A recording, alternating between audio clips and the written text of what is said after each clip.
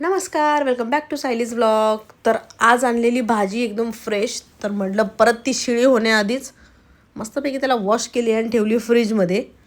आणि आज जायचं होतं मला बाहेर, तर वरण भात एका साईडला घातलेला आहे आणि बनवायला घेतले ट्रेंडिंग वांग. इंस्टाग्राम ओपन केले की मला जिथे तिथे हेच वांग दिसतं, याचीच रेसिपी दिसते. तर म्हटलं चला आज ट्राय करू, बघू तरी कसं लागतंय. एका साईडला जेवण शिजतंय तोपर्यंत म्हटलं चला पहिले भांडी आणि किचन ओटा आवरून घेते.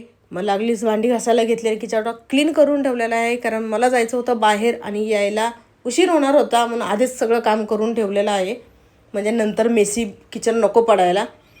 मिस्टर आलेले आहे तर मस्तपैकी त्यांचं ताट बनवलं आहे आणि त्यांना पहिले जेवू घातलं. त्याच्यानंतर मीही जेवले.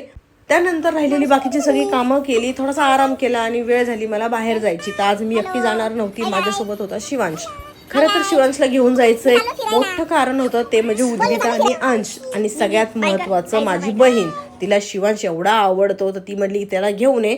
तर नवऱ्याला सांगितलेलं आहे मला माझ्या आईच्या इथं सोडण्यासाठी, कारण की तिथूनच आम्हाला पुढे जायचं होतं, बहिणीच्या गाडीमधूनच. घरी गेल्यानंतर ताईची लपाछुपी चालली शिवांश बरोबर. त्यानंतर आम्ही घरातून बाहेर पडलो आणि पोहोचलो आमच्या डेस्टिनेशनवर.